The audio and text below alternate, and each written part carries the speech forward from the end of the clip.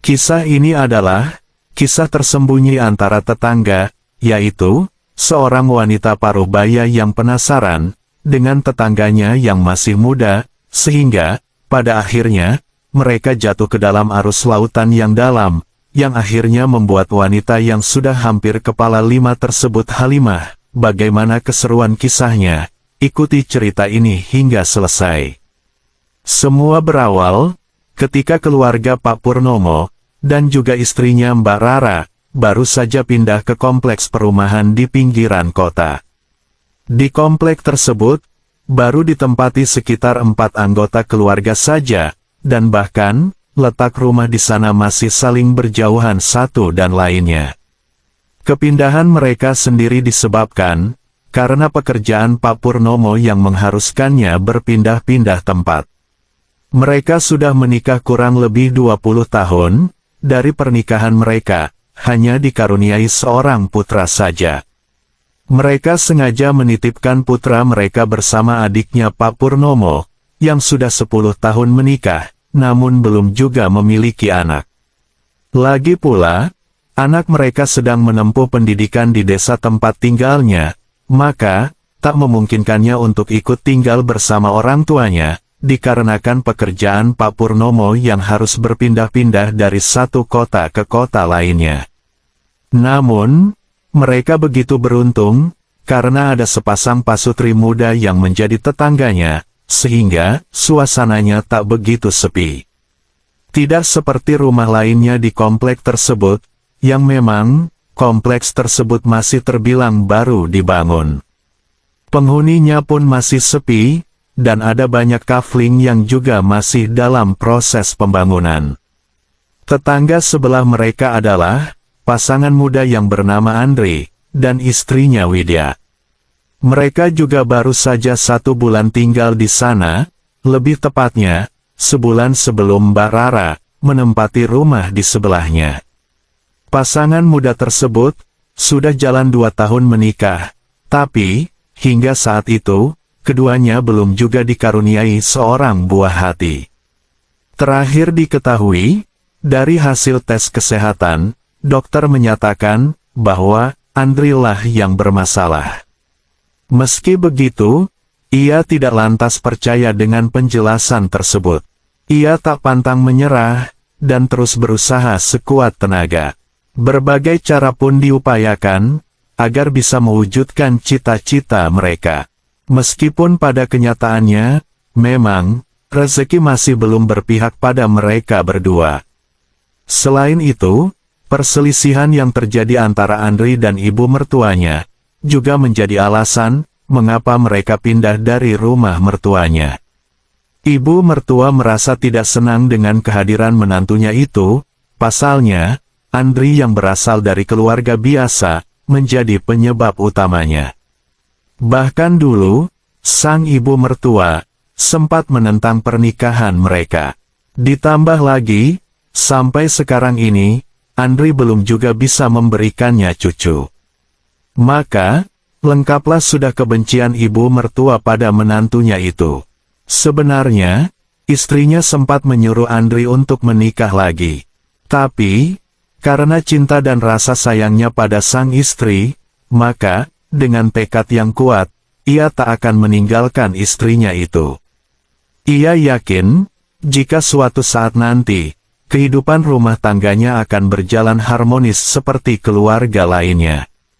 Dengan menempati rumah baru itu, Andri berharap, mereka akan menemukan kebahagiaan nantinya. Seiring berjalannya waktu, para tetangga itu pun mulai mengenal satu sama lain. Tak jarang pula, mereka saling berkunjung ke rumah masing-masing. Pak Purnomo biasanya akan berkunjung ketika malam hari bersama istrinya. Tetangga tersebut hidup rukun di sana, bahkan, mereka sudah menganggap seperti saudara mereka masing-masing. Namun, dari keakraban yang begitu rekat tersebut, malah menimbulkan sesuatu yang berbeda, ketika Andri merasakan ada suatu perasaan dan kekaguman tersendiri pada Mbak Rara, istri tetangganya itu. Ia sering mencuri-curi waktu tanpa sepengetahuan istrinya, hanya untuk sekedar mengobrol berdua di depan teras bersama Mbak Rara. Mbak Rara yang belum tahu dengan gelagat aneh ini, sama sekali tak menaruh curiga pada pria yang sudah dianggap anaknya itu. Apalagi, perbedaan usia di antara mereka yang memang sangat jauh, membuat Mbak Rara yakin, jika Andri tak akan berpikiran aneh-aneh. Yang namun, lambat laun, Mbak Rara mulai bisa membaca gelagat aneh suami tetangganya itu. Apalagi, perhatian yang ditunjukkannya, justru melebihi perhatian yang diberikan suaminya. Wanita yang sudah berusia 47 tahun itu, lama-kelamaan merasa nyaman dengan perhatian dari suami tetangganya itu. Sikap Andri yang penuh perhatian, yang juga humoris, mampu membuat hari-hari Mbak Rara lebih berwarna. Wajahnya yang masih nampak muda, terlihat lebih tampan daripada suaminya Pak Purnomo. Walaupun begitu, baik Andri maupun Mbak Rara, menganggap kedekatan mereka masih dalam batas wajar-wajar saja, tak ada niat sedikitpun untuk mereka mengkhianati pasangannya masing-masing. Hingga pada suatu hari, sesuatu yang tak pernah terbayangkan, akhirnya menjadi awal sebuah rahasia itu terjalin. Tepatnya saat siang hari, yang dimana, saat itu, Andri berniat meminjam tangga kepada Pak Purnomo, untuk memasang lampu di rumahnya. Karena hari itu, Pak Purnomo sedang libur bekerja. Pria parubaya itu sedang berada di samping rumah untuk membetulkan pagar yang rusak. Ia lantas menyuruh pemuda itu untuk langsung mengambilnya sendiri di belakang rumahnya, namun, harus melalui pintu depan. Kemudian, Andri pun melangkah untuk mengambil tangga yang ia maksud. Saat melewati sebuah kamar yang pintunya sedikit terbuka, Andri tiba-tiba menghentikan langkahnya sesaat. Ia begitu takjub, ketika melihat Mbak Rara sedang istirahat dan pulas di sana.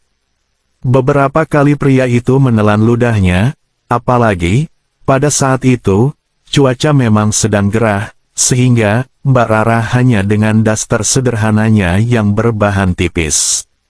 Jantungnya berdegup dengan cepat, dan pikirannya begitu bergejolak, ketika ia melihat pemandangan panorama alam tersebut itu. Dan ketika kipas angin yang berada di depannya sesekali berkibas ke arah Mbak Rara, alhasil, pemandangan alam yang sangat menakjubkan tersebut, tak luput dari pandangannya. Bahkan, seolah-olah, meminta Andri untuk meraihnya. Ingin rasanya ia menghampiri sesuatu itu, tetapi, ia juga khawatir, jika nantinya, Pak Purnomo akan tahu, dan pasti akan menjadi masalah besar nantinya.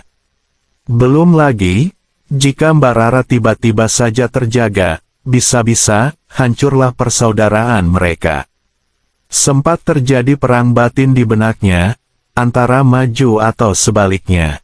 Namun, ia bergumam dalam hati, tidak, aku tidak boleh terlalu jauh melangkah. Lalu, ia pun buru-buru menutup pintu, dan melanjutkan langkah menuju belakang. Tapi, tanpa disadari olehnya, rupanya, Mbak Rara sempat melirik kepadanya. Sebenarnya, wanita parubaya tersebut, tak sepenuhnya terlelap, apalagi, ketika ia tahu, jika Andri menghampirinya barusan. Ia juga berharap, pria tersebut akan memberi kejutan kepadanya, dikarenakan, pada dasarnya, ia juga sangat penasaran dengan tetangganya itu. Dan entah kenapa, sejak hari itu, bayang-bayang keindahan alam tersebut, selalu menghantui benak Andri, dan semakin membuatnya penasaran. Terutama, pada penutup siput laut tersebut, yang ia lihat dengan samar. Bahkan, yang lebih anehnya, saking penasaran, setiap kali Andri memberikan hak bersama istrinya, ia malah membayangkan tentang Mbak Rara. Mbak Rara memang tak secantik istrinya, tapi, entah kenapa, jika berbicara dengan Mbak Rara, gejolakan di batinnya selalu bergemuruh. Setiap kali ia mengobrol dengan Mbak Rara, ia jadi tak fokus menatap lawan bicaranya. Sementara Mbak Rara sendiri terheran dengan perubahan sikap Andri. Dan justru, Mbak Rara merasa senang, setidaknya, di usianya yang tak lagi muda, ia masih bisa menarik perhatian suami tetangganya itu. Sampai suatu ketika, kesempatan yang dinantikan itu pun hadir tanpa ia duga sebelumnya. Tepatnya, ketika suatu pagi, saat Pak Purnomo mendapatkan tugas dadakan di kota sebelah untuk beberapa hari. Dan mau tak mau, pria tua itu harus bermalam di tempat kerjanya, dan secara kebetulan pula, Widya, istri Andri juga harus balik ke desanya, untuk menjenguk ibunya yang jatuh sakit. Saat itu, ia khawatir dengan keadaan sang ibu, lalu ia memutuskan untuk berangkat terlebih dulu, dan meninggalkan suaminya. Di depan teras, tampak Mbak Rara sedang mengantar suaminya yang hendak berangkat keluar kota. Bersamaan dengan itu pula, Andri juga sedang mengantar sang istri.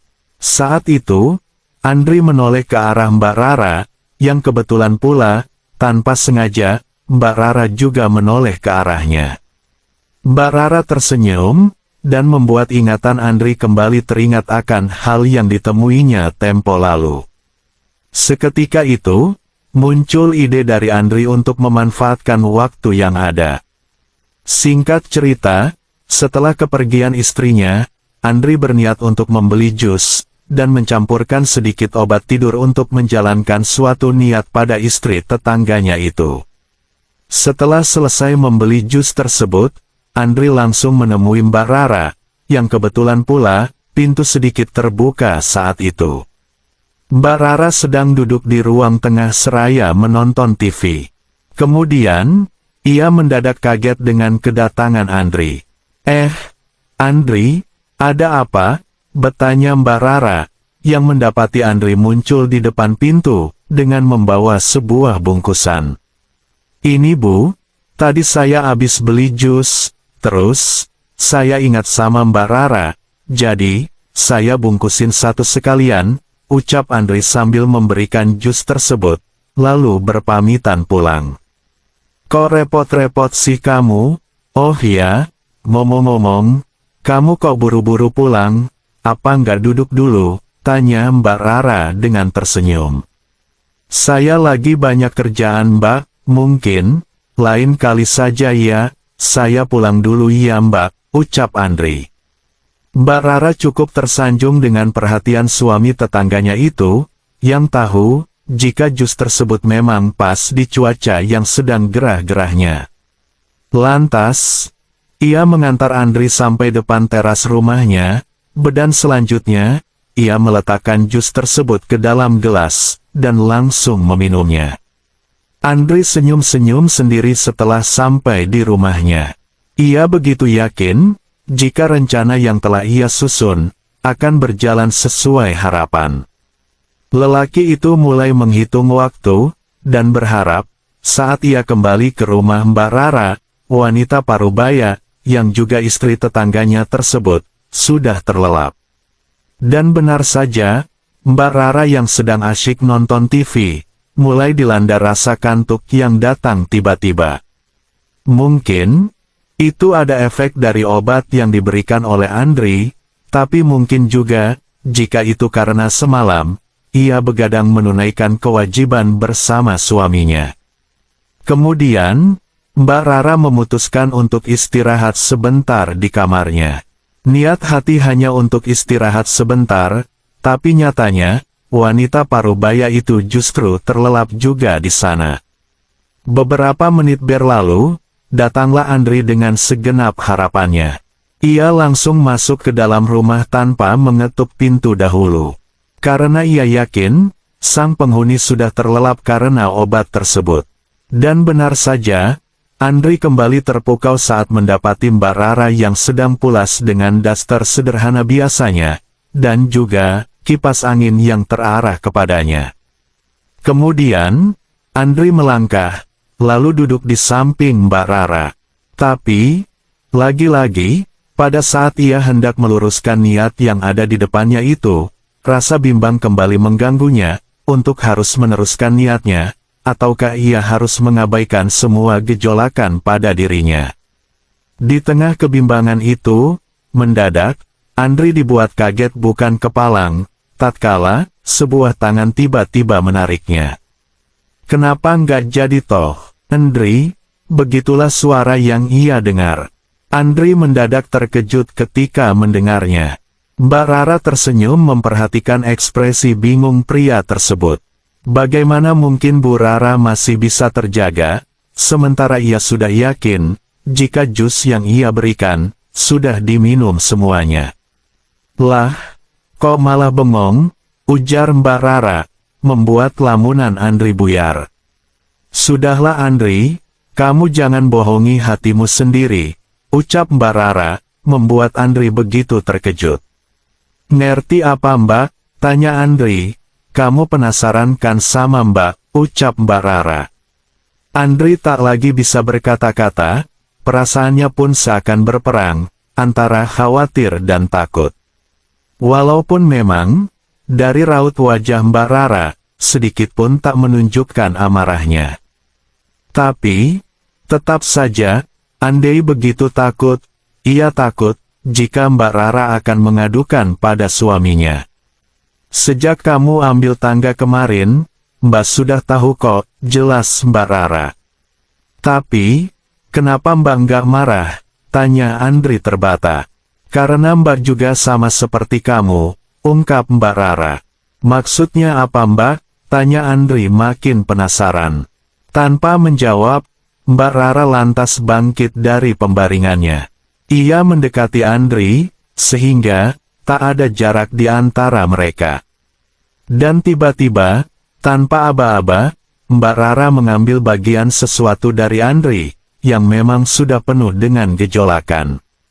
Andri benar-benar tak mengira, jika wanita parubaya itu, begitu lihai dalam pekerjaan itu.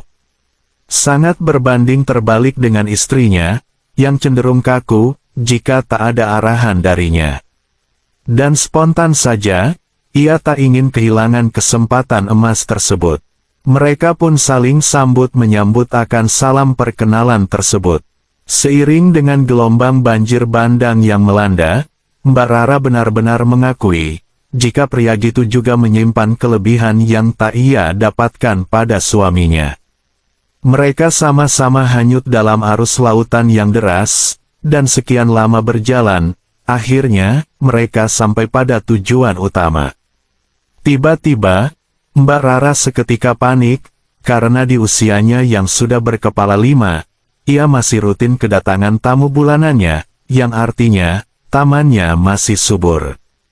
"Tenang aja Mbak, aku gak manjur kok, buktinya, sudah lama nikah, aku belum juga ada buah hati," ungkap Andri.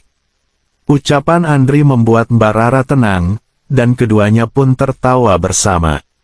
Singkat cerita, keesokan harinya, Andri mendapat kabar, jika mertuanya telah meninggal dunia, dan otomatis, dia harus menyusul istrinya di desa.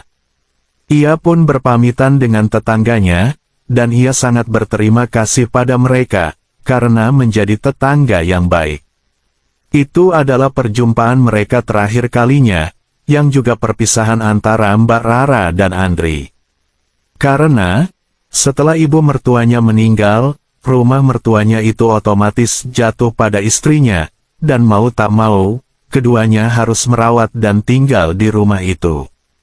Waktu pun terus berjalan, hingga tak terasa, 2 bulan pun berlalu. Beberapa hari terakhir, Mbak Rara sering merasa mual, bahkan muntah tiba-tiba. Mbak Rara yang sudah paham akan hal itu, ia merasa yakin, jika ia sedang halimah. Dan benar saja, setelah Pak Purnomo mengajak istrinya itu periksa ke dokter, ia dugaan Mbak Rara benar. Pak Purnomo begitu gembira mendengarnya, akan tetapi, timbul rasa ragu, apakah hal itu hasil kerja keras suaminya, ataukah suami tetangganya.